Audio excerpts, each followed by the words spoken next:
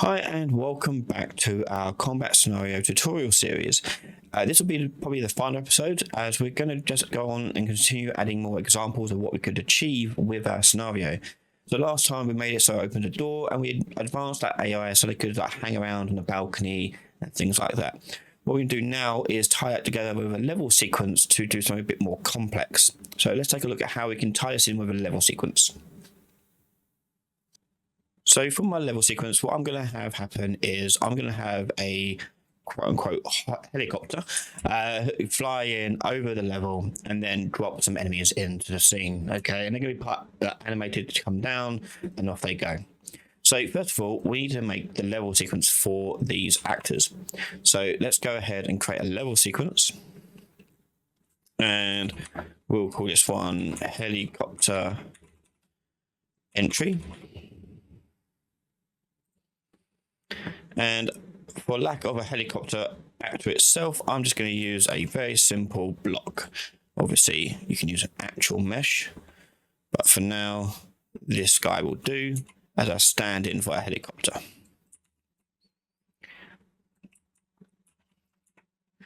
Okay, so I'm going to start him off screen somewhere. Now, we could spawn him in as part of the level sequence, but I'm actually going to keep him in the scene, just off over the side here. We can make him invisible, then make him visible when he comes in for the level sequence. But ideally, if you can have the thing you want spawned in already in there. Now it's going to be a little bit difficult for our characters as they're going to be attached to this helicopter and they're flying in, but we'll come across that problem in a minute. First of all, let's get a helicopter flying into the scene. So on our level sequencer, down the bottom here, we're going to, with the helicopter selected, we're going to add track, add to the sequence, add to cube. I can now go ahead and start keying in where this is going to come from. So I'm going to start it probably way back over here. And I'm going to add a keyframe for my transform track here. Now, if I scroll along, I want to place the playhead at the end of where I want it to go, or at the key positions I want it to go into. So I'm just going to make this a bit longer. And stretch it out a bit.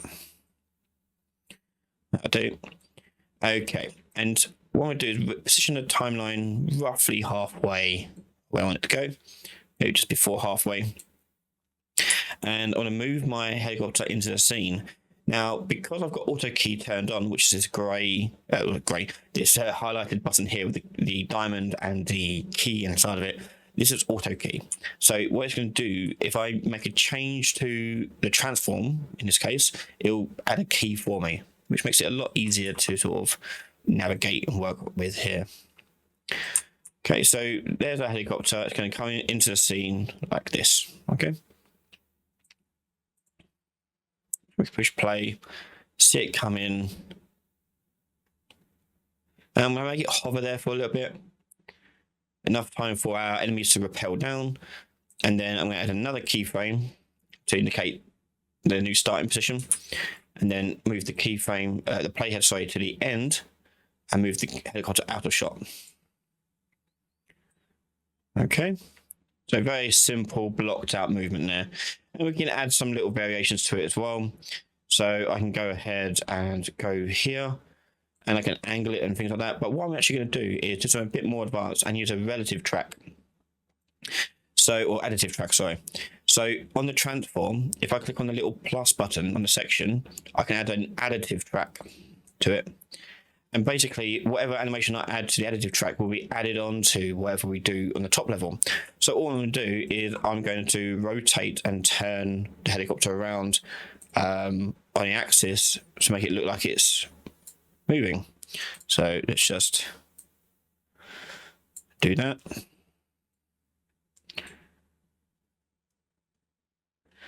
And then as it comes to a stop here, we're going to turn it back round.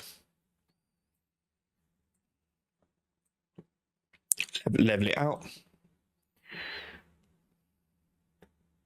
And then it's going to start flying off again.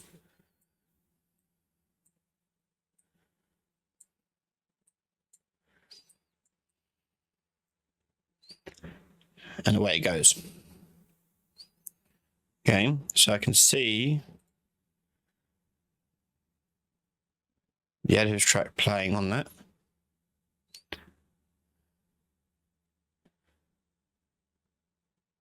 And I can add another additive track onto this.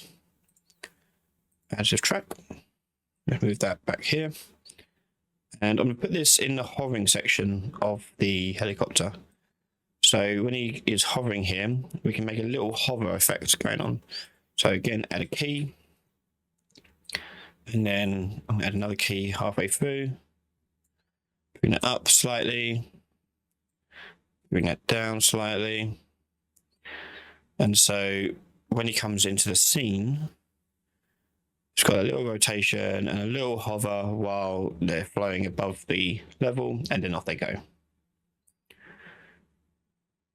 Okay, so that's my helicopter done. So what I want to do is trigger this to happen. All right, so we're going to save it, close it, and I will usually put the icon for the level sequencer, because we'll be referring to it in a level blueprint, so it needs to be in there somewhere close to where I'm putting like the center of the combat scenario, or where I want the things to spawn. So my helicopter is going to come in here, so I'm just going to put that there. And then with it selected, I'm going to go into my level blueprint, and we're going to add this to the next stage. So we can add pin to the stages, get a reference to my helicopter entry, and set it to play.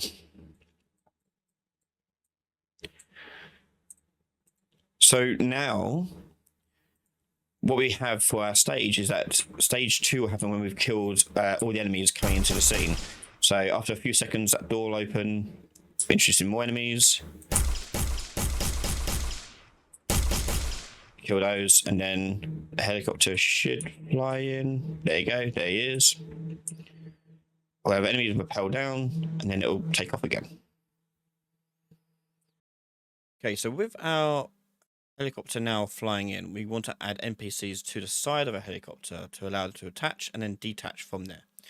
So this presents a couple of problems we have to solve with our level sequence.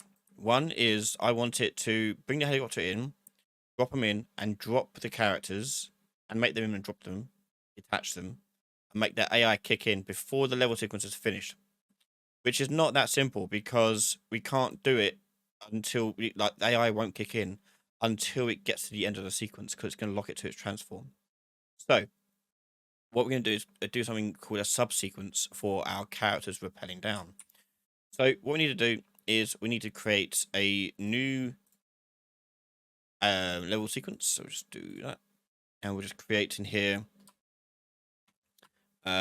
character rappel, and I'm going to close that and go back to my helicopter entry. Okay, so here's my helicopter entry. You can see there it is, like that. And what I want to do is I want to add a subsequence track to this. So I'm going to go to my plus track with the playhead at the start, plus track, subsequence track, and then over here I want to add a sequence to it. So I'm going to add into this the ls character rappel. Okay, at the start, and I'm going to stretch it out until we get to the bit where the helicopter takes off, or where I want them to land and then finish. So we're going to go to about where we're at there, I think. So by the time they get down, they'll touch ground here. Yeah, let's bring it to there. Okay. Now, as you can see, the way this works is you've got a sequence, and you can see there's the ending of the sequence currently. So this bit at the moment is blank. It's that grey bit, dark bit here. So if you double click on this subsequence, it will take you into this new one. And if I expand open my sequence by dragging on these numbers in the corner, we can see the end of the blend that's happening here. So I'm just going to bring my end sequence there to match. Okay, so that's the subsequence added to our main sequence. And in here, we want to add a NPC. So we're going to go back to the start here. I'm going to go into my content browser and drag in my NPC. And there he is on the helicopter. And I want to attach him to a helicopter. So what I'm going to do is first of all add a track for him. So let's add track, added sequence, NPC2. Now you'll notice that as soon as you add a character to this, you may get the character control rig come through here too. You don't want that, just delete that. And we don't need this animation tab either. But there's our character. At the moment, still not attached. He will just stay there. That's fine now. But what we can do is we can go to NPC track, add a transform, which you need before it to track where it's going. And then you need to go to the plus button again and choose attach. Now, before we do add the attachment, we have to take to preserve the current attach option. So turn that on first, and what that's going to do is it's take its current transform and keep it relative to the attachment. So now I'm going to attachment, and you'll see in here in the existing bindings, you can see access to the LS helicopter entry, which is the level sequence above this one. So I can go in there, I can pick the helicopter asset, which is the cube, and click on that. And now it's going to be attached and follow it all the way through. So now I want to go ahead and animate where the rappel is going to happen. So let's go across to here. Good. And now let's handle the rappel. So I'm going to go to my transform, add a keyframe for the start of the rappel. Go to the end, near the end. And I'm going to move them down to the floor. So, and we'll turn them around a little bit as well. Okay, so the rappel looks like this. And when I get to this point here, I want to detach them from my helicopter. So I'm going to get to the end here. Right click on my attach track and do trim right and preserve. That's going to cut off the detachment and end it. Now, it's going to cause one little issue, and it is right at the end, it's going to keep the key that indicated the end point, which was a relative point. So therefore, it's sending you back over to there. Just delete this very end key. Okay, so your character should stop and spawn and stay there. Okay. Okay. So at the moment, you can see they're going to teleport back to original starting point. What we need to do is tell them to remain where they are when they finish their level sequence. So go to your transform track, right click on this, go to properties, and go to when finished, we're going to keep state. So in they come, boom, and away they go. They'll stay where they are now. Meanwhile, the helicopter will just carry on and fly out. Okay. So I can go back to my parent helicopter entry and go back to there. And you can see the full thing come into play. And away they go. Okay, so now we need to add our character here to the level, activate their controller, sorry, and then add them to the combat director. So let's go ahead and sort that out. I'm going to do that again inside of our character rappel. And let's add an event track to this. Add event track, trigger. And on the event track, we're going to go across to here. Oh, sorry, not that event track. Take that off. We want to go to the NPC's event track. Event. There we go. And the trigger event should be now inside of the BP NPC. So it goes across to here. And at this point, I want it to trigger. So I'm going to hit add a key point. Right click on the empty one. Go to endpoint and choose create new endpoint. And that's going to create a brand new event node inside of your level sequence director blueprint. As you can see here, it's a level sequence director. And the reason why we want it part of that NPC is so we get the reference to the NPC here. And all I'm going to do in this one is say spawn default controller. Compile, save. Okay, so that's going to spawn them in. We then want to add them to our combat director. Sorry, not level director, combat director. Now that's not easy to do because we don't have access to the combat director in particular over here. But what we can do is we can send it the information via a couple of ways. So because this thing is specific to what's going on with our level sequence and the combat director in here, I want to add the combat director to my level sequence here. So let's find that combat director. Is this one? Yep. I'm going to add that to our sequencer. And all we're going to do with the combat director is add an event track to it. So event trigger. And at the very start of this, I want to just add a keyframe to my event track for the combat director. I'm going to go to create a new endpoint. Now we've got a reference to our BP combat director. I'm going to take this out, promote that to a variable, and that's it. So back on our NPC2 event, I can now drag out my combat director and do add enemy function and plug in the NPC. Compile and save that. So now our combat director will know about the next enemy coming in. So let's take a look at playing it and seeing where we're at. So I'm going to close my sequencer so everything resets back to the way it was. Hit play. And away we go. Let's open up this door. Let these two out. And then our helicopter's going to spawn in with our NPC.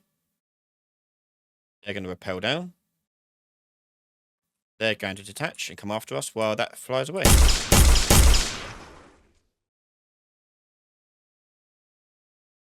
Let's do the final stage to make this door disappear or open when we've completed the entire thing.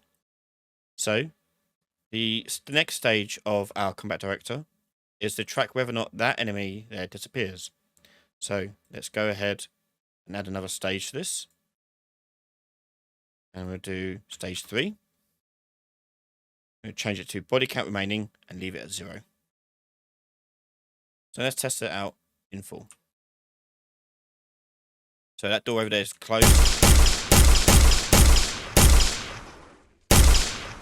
And then these ones are going to come out. It's going to trigger the cutscene to play. NPC is going to helicopter in.